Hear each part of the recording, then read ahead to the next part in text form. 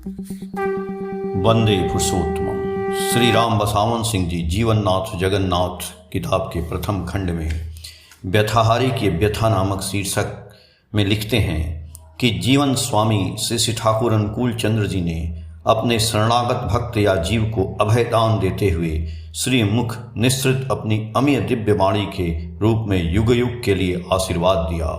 Suffer for him and suffering will be of.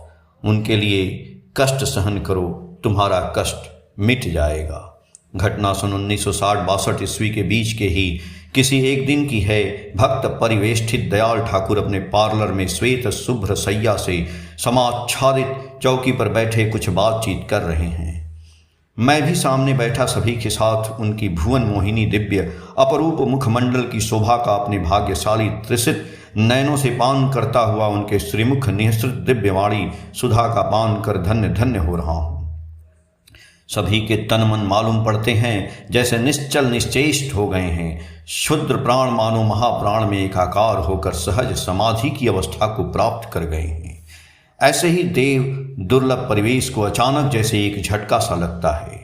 हम भाग्यशालियों की सहज समाधि उस अवांछनीय घटना से मानो भंग हो जाती है।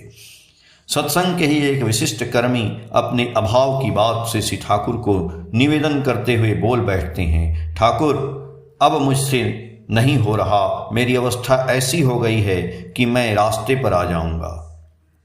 उक्त कर्मी ने अपने अभाव विध्वस्त होने की बात अति कातर भाव से श्री ठाकुर को इस प्रकार से निवेदन किया कि उनके इस निवेदन में प्राप्ति की याचना की स्पष्ट गंध थी।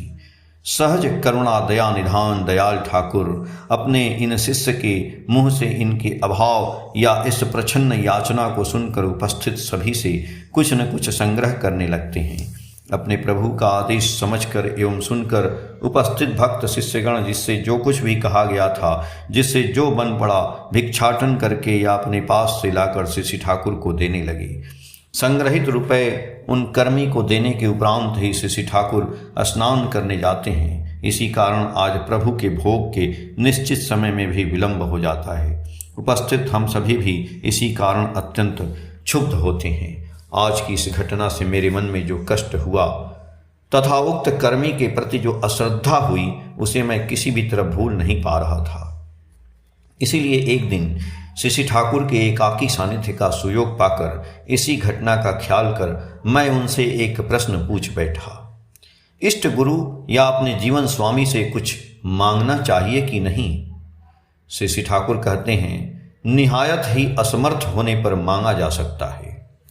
यहाँ पर मैं एक बात स्पष्ट करना चाहूँगा कि श्री ठाकुर का यह उत्तर उनका असली उत्तर नहीं था। मेरी इस उक्ति पर यदि कोई प्रश्न उठाते हैं कि इस बात को स्पष्ट करने की घिष्टता मैं कैसे कर रहा हूँ, तो इस विषय पर अभी मैं कुछ नहीं बोलूँगा। श्री ठाकुर ने बाद में स्वयं जो बात कही उनकी उसी बात से इसका स्पष्टीकरण हो जाता है।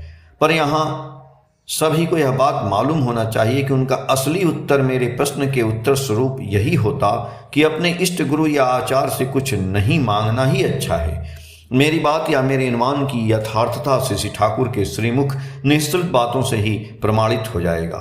अपने प्रश्नों के उत्तर स्वरूप श्री ठाकुर के श्रीमुख से जब मैंने यह सुना कि बिल्कुल असमर्थ होने पर इष्ट गुरु या जीवन स्वामी से कुछ मांगा जा सकता है, तो मैंने उनसे पुनः प्रश्न किया, बिल्कुल असमर्थ होने पर भी कोई अगर सोचे या संकल्प कर ले कि असमर्थता, कष्ट या विवशता चाहे जैसी भी हो, जो भी हो जाए, अभाव से अगर प्राण भी जाने लगे तब भी अपने जीवन स्वामी को कष्ट नहीं दूंगा, उनसे कुछ नहीं मांगूंगा, तब क्या होगा?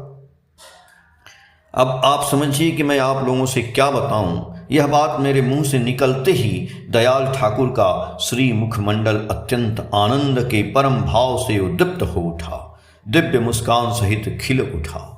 शयनावस्था में ही घूमकर दाहिनी हथेली कुछ उत्तोलित कर पुनः सैया पर मृदु आघात करते हुए उसी भाव में उच्च स्वर में वे बोल उठते हैं, तब तो वह कष्ट ही नहीं रहेगा। अर्थात जिस अभाव या कष्ट की बात वह शिष्य या अनुगत अपने प्रभु के निकट निवेदन करता है, अपने उस अभाव या कष्ट की बात अपने जीवन स्वामी से कहकर उन्हें कष्ट नहीं देने का दृढ़ संकल्प ही उसके सभी कष्टों का या अभाव को मिटा देगा। कारण परम दयाल के ही श्रीमुख की उक्ति है, protect him and be protected thereby. उनकी रक्षा करो, तुम्हारी रक्षा स्वतः होगी। अर्थात प्रभु की रक्षा करो, इसी से तुम्हारी रक्षा होगी। धर्म एव हतो हन्ति धर्मो रक्षति रक्षतः।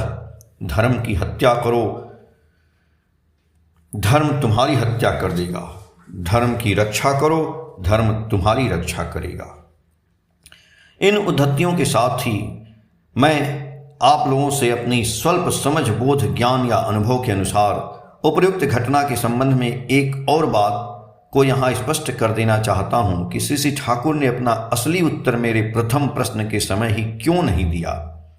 प्रभु के जिन भक्त शिष्य ने अपने अभाव या कष्ट की बात उनसे कुछ पाने के उद्देश्य से कही थी, उनके प्रति मेरे मन में अश्रद्धा, विरक्ति या आक्रोश का भाव उत्पन्न होकर मुझे हीन न बना दे। इसके अलावा मैं यह भी समझ सकूं कि प्रभु के इस विशाल संसार में सभी की शारीरिक, मानसिक अवस्था, साधना, तपस्या या क्षमता कभी भी एक समान नहीं होती। परम दयाल प्रभु जो जीवन स्वामी हैं, वे अपनी जीव संततियों के प्रति जिस तरह सहानुभूति रखते हैं, ममता प्रीति रखते हैं, उसी तरह उनके अनुचर भक्त शिष्यों का भी जिससे सभी के प्रति अनुरूप भावना रहे। इसके अतिरिक्त प्रत्येक साधारण पिता की तरह ही परम पिता भी यही चाहते हैं कि उनकी प्रत्येक संतान जीवन की हर परीक्षा में प्रथम श्रेणी में उत्तीर्ण हो।